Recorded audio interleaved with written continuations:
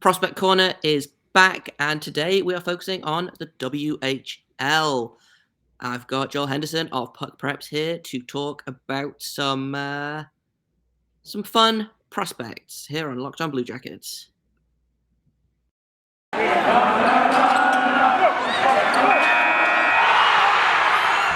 Locked On Blue Jackets, your daily podcast on the Columbus Blue Jackets, part of the Locked On Podcast Network. Your team every day.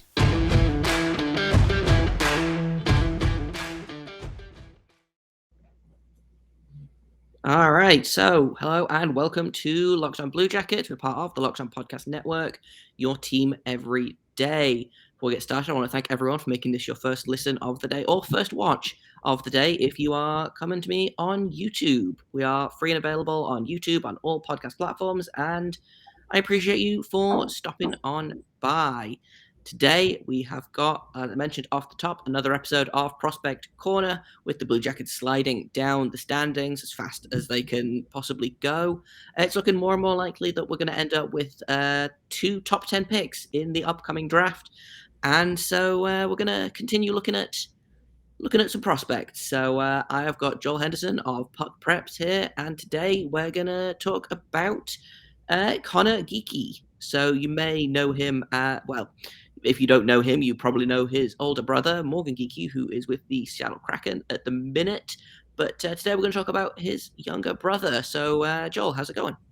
It's going really well. I appreciate you asking me on. I love the intros to the lockdown stuff. They're just they're so nice. Yeah, it's well, we appreciate guests. I especially appreciate prospect guests because I know nothing. And so I always, every year, I'm like, I'm going to get into prospects. I'm going to learn about prospects. This is the year. And then I get into it and I'm like, there's just so many of them. So I'm always so happy to find people that know way more about something than I do, because then I can just ask you questions about them. And then I get to go away and pretend like I am smart. And then I've learned something, and it's just everybody wins. So, Yeah. So let's talk about Conor Geekie. What should teams expect from Conor Geekie in terms of like his scouting profile? Like, what are teams looking at when they see a player like Geekie? So Geekie was a very high draft pick into the WHL. The year they got drafted, the same team, the Winnipeg ICE, got 2 first-round selections. And so they took Conor Geekie with the second one. And so he is a 6'4", 205-pound centerman who does play well in the middle of the ice. And he's a very strong puck control player, especially when he's moving through space. So when he's accelerating through the neutral zone and attacking the zone in straight lines, he's very exceptional. And so because he can protect the puck while moving with speed, he can make plays while moving with speed, he can grab the puck while moving with speed. It's all about him when he's at the top speed. But so he's a player who excels because he, for somebody of his size, he does use his reach extremely well off of the rush, where he can drag pucks laterally and really make some guys look foolish as they try to like pinch in on him at the blue line and try to stop him there. He can kind of drag the puck laterally, go past them, and start to make some great 2-on-1 plays. It was what he was known for, especially at lower levels growing up in Manitoba. He was the biggest player, and he could move with speed. And when he was attacking with speed off the rush, he was very, very hard to stop. And so, kind of as he's progressed up to levels, Winnipeg ICE have a very, very strong team, but one thing they don't have is size down the middle. And so he's able to play very well, play with 2 very agile wingers on most nights. And he's had quite a bit of success, especially at 5-on-5 this year. So something I've been looking at with the Blue Jackets in particular is drafting players at center that maybe will play wing in the NHL, because we drafted Cole Tillinger, who has spent most of this season playing center in the NHL, which if you told me that at the start of the season, I would not have believed you. But then we also drafted Kent Johnson, who's listed as a center and has been playing wing, I believe, most of, if not the entire college season. So do you see Geekie as a player that can play center in the NHL, or do you think he's a guy that is kind of a player that you listed as a center, you play him as a wing, but he's there in case you need to like take an extra face off. Yeah, you could probably throw him in that same category of like he can play center. Would I want him to play? Do I think that it's the greatest thing for him? No, I don't know that his skill set has a natural fit. I think you just get different things out of him at center, and you get different things out of him at the wing. And so it's almost like pick your pleasure, pick your poison.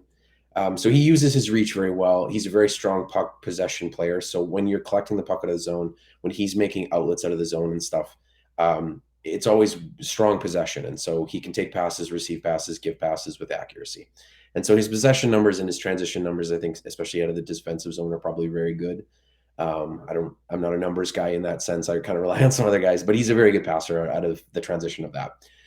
The hard thing is that he's not the most fleet of foot. He's a little bit heavy footed. He's a strong skater in the sense that like when he builds up a few of his strides, he maintains his power very well. And then he just kind of like widens his stance and what I call to makes like big power glides and power turns. And so he can make really good turns and powerful little bits. But if you have people who are agile and they're changing the direction and flow against him, he's not one of those guys that's going to be the first on the rush all the time. The guy that's closing out space, the guy that no matter where you twist and turn, he's on you. He kind of makes his guesses. He makes his pulls. I think Geekie is very interesting because I think a lot of his strengths and a lot of his struggles are back to some of the Columbus players. Like I mentioned some of these players quite a bit. Like I think in straight lines, when he's moving with speed, I think there's a lot of like Patrick Laine to his skating stride. And so Laine in his best of times is when he's moving with power and speed. They have possession. They're moving with control, which is awesome. But I think as a Columbus fan, I think Columbus has probably seen Patrick Laine try to get pucks on the forecheck, get passed around, and then he's trailing the play on the way back. And so, which was something that they saw quite a bit in Winnipeg too. So I think there's a little bit of that with Geekie. So if you have possession and you're moving with possession with him, he's fantastic. But I don't know that he's the best, like, bottom 6 checker. He's just a really smart player and very talented, has great hands. Yeah.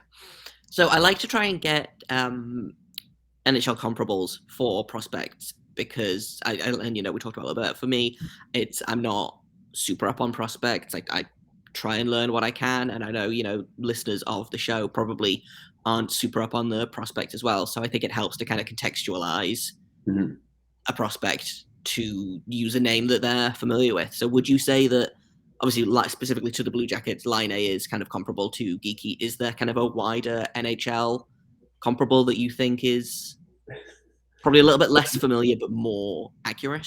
Well, I never really thought about this until now, but like weirdly enough, 3 of the prospects that I've used, or 3 of the players that I've used to describe Geekie in different ways, are all Columbus people. There's like so yes, in the straight line strides, I think you get flashes of Patrick Laine skating in straight lines, but then you also get those flashes in some of the forecheck. I think if you compared him to Cole Sillinger, because Cole Sillinger is not a perfect skater either, but one of the things that Cole Sillinger does really well is protect the puck.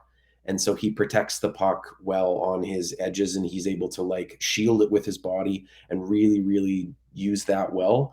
But some of his skating stride, especially from bursts and certain things, I think you can see in Geekie too. Geekie's not a strong turn your back and hold possession player. It's not what he wants to do. He wants to bait you one way, drag to his reach, and pass around you to a teammate that he sees something an opening. And so if you close out space on him, he might fumble the puck and do some of those sorts of things. But the other player that I've said is like, if everything kind of goes sour on him, I suppose, might be a path of what we've seen from Kevin Stenlund, where Stenlund, because of like, Stenlund was always a great, puck control player. He was great in moving in straight lines. He was bigger stride. He had that kind of form to him.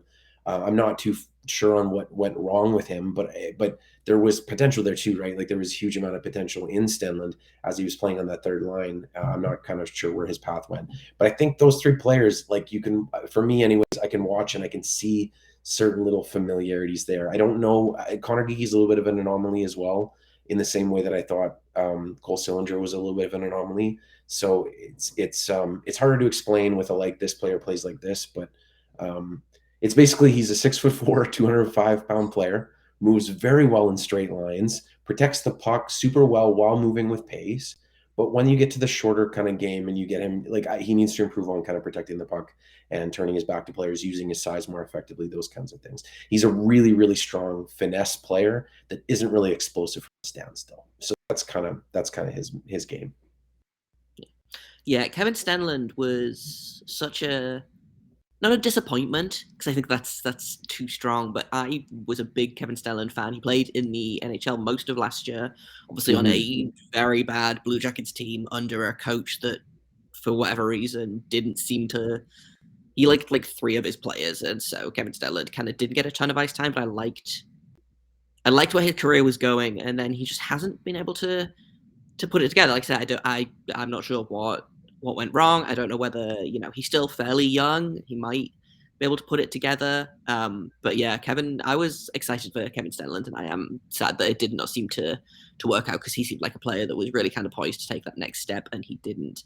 In terms of Geekie, though, like I said at the top of the episode, Blue Jackets are likely to pick in the top 10 themselves if they keep sliding down the standings, but they are. They also obviously have Chicago's first round pick, which is looking likely to be top 5 the way that they're going. Just kind of looking at the rankings on Elite Prospects, I've seen he's ranked basically anywhere from about 8th up all the way up to 21st or 24th. Kind of where is he on your personal board? Where do you think he's likely to land? Is he in that kind of the realm of that like 3 to 10 that I'm really focusing in on for the Blue Jackets to land at? I think he will be a player who goes just slightly above where I would be comfortable in taking him. One thing for people watching to keep this in mind is that I cover the WHL in the Western Canada. I have prospect talks with a lot of different people, but I don't have that depth of knowledge to tell you specifically he's 10th on my board or 14th on my board or whatever. So I'm just generally guessing based upon the other prospects and what I kind of know of him. I would imagine Geekie will probably go around the 10 to 12 range. I think that's where he'll go. Ideally, I think he goes I think for me, I think I would be comfortable taking him a little bit further on.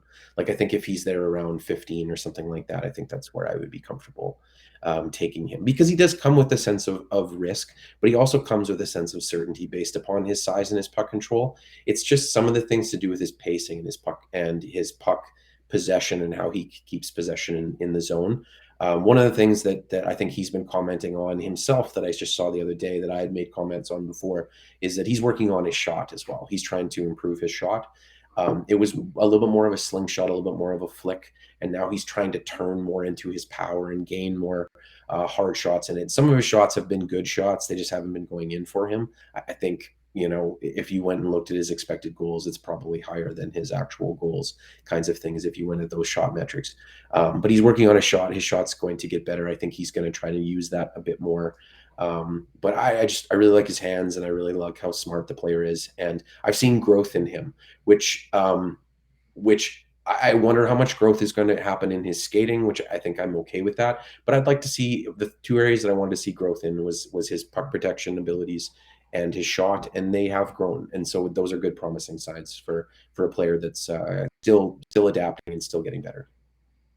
Yeah, that leads really nicely into my next question, actually, which is something else that I've kind of learned while I've been doing these prospect profiles is kind of what the player's strength is now, and like how easy it is to turn something else into a strength, if that makes sense. So something that's really kind of come up a lot when I've been talking to other prospect experts has been, well, this player is really smart, so we can work with his skating, or this player's got a really good offensive skill set, so we can work on his defensive lapses. And obviously, you talked a little bit there about how smart a player he is. Do you think that that's something that, like, is he smart enough to kind of overcome some of the lapses in his game? Like, is the skating something that you think is that something that, hey, get him an NHL skating coach and he'll just shoot right up in terms of skating competency, I guess. I don't know that just from like based upon my knowledge of his skating stride, I don't know if we're going to see huge improvements there. Like I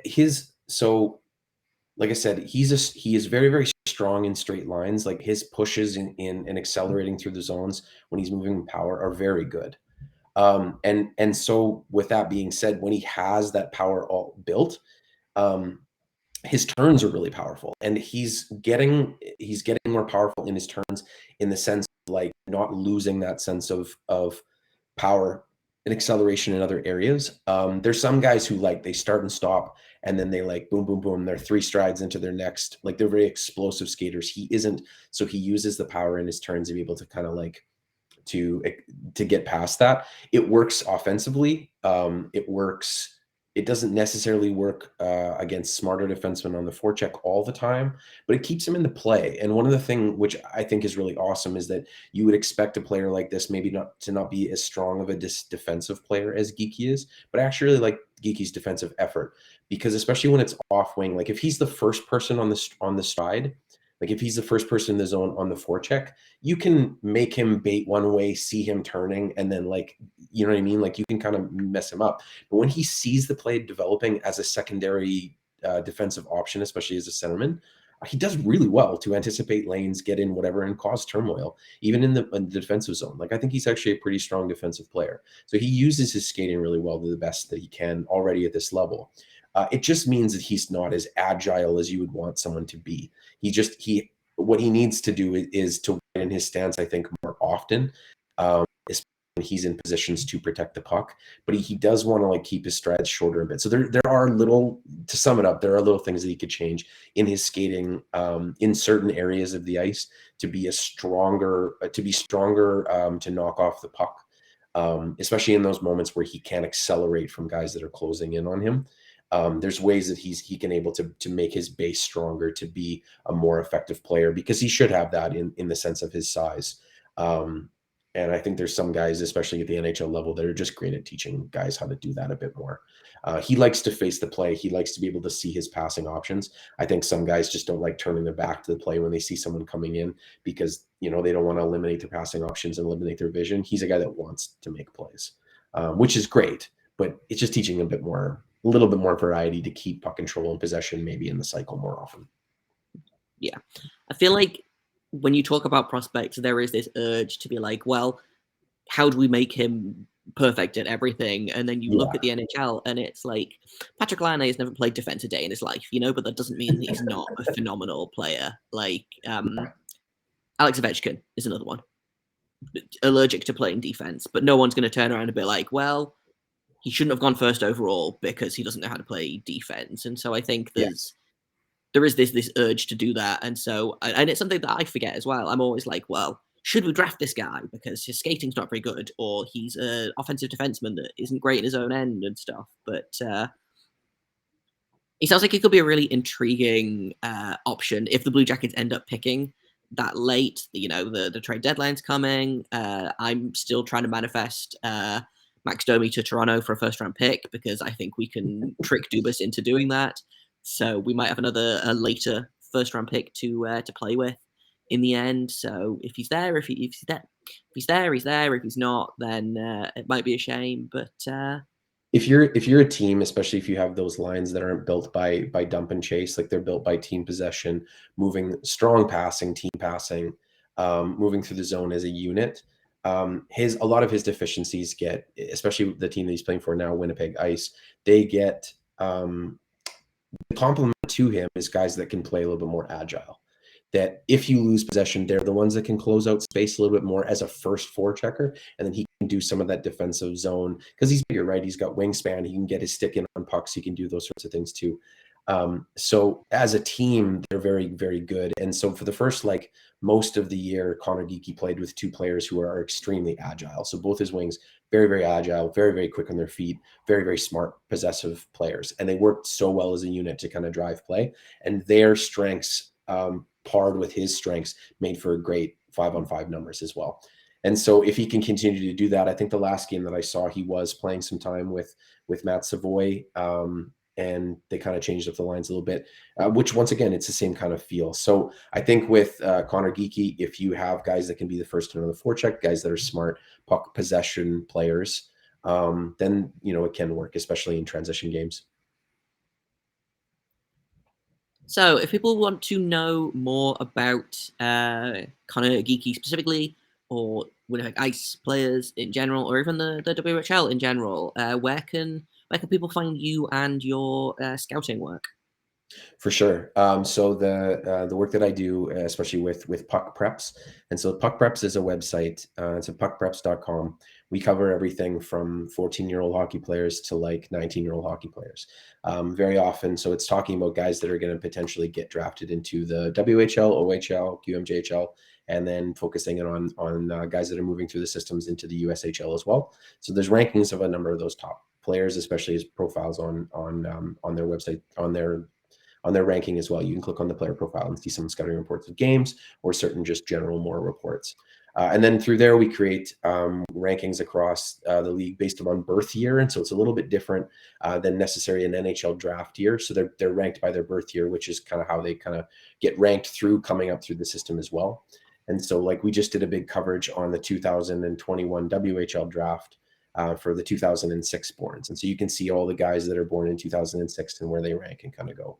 And so Matt Savoy would be a 2004, and he'd be on that kind of ranking as you go. Conor Geekie is the same. And so a lot of these Winnipeg ICE players and some of these guys, they would be on that ranking there. And so that all includes WHL rankings coming into this NHL draft, individual scouting reports, all those things. And then I also do commentary and file reports with FC Hockey. So if you wanted to go there, that one is very, very much focused on NHL drafted prospects and upcoming into the NHL draft. And so you can find reports there that I've done on Conor Geekie. Awesome. Well, thank you for coming to talk to me about Conor Geekie. Today, like I say, I know functionally nothing about most prospects, so it's always good to go into these blank, and then I come away and I'm like, wow, I know so much about this guy now. We should definitely draft him, or oh, maybe we should stay away from him. So yeah, I appreciate you stopping on by. And if I am not mistaken, we will be recording immediately after this a prospect profile on a different player. So that's what's coming up on later on for Locked On Blue Jackets. I have been Jay Foster. You can find me on Twitter at _Jacob Foster, JAKOBFORSTER. If you're watching on YouTube, it's down here at the bottom because my name is a nightmare to spell. And you can find Locked On Blue Jackets wherever you get your podcasts. We are on every major podcast app. We are now on YouTube. We are on Twitter at LO_Blue Jacket. If you have comments, questions, criticisms, you can email me at lockedonbluejackets@gmail.com. Thank you once again for making this your first listen of the day. I appreciate you. And until tomorrow, make sure you stay locked on.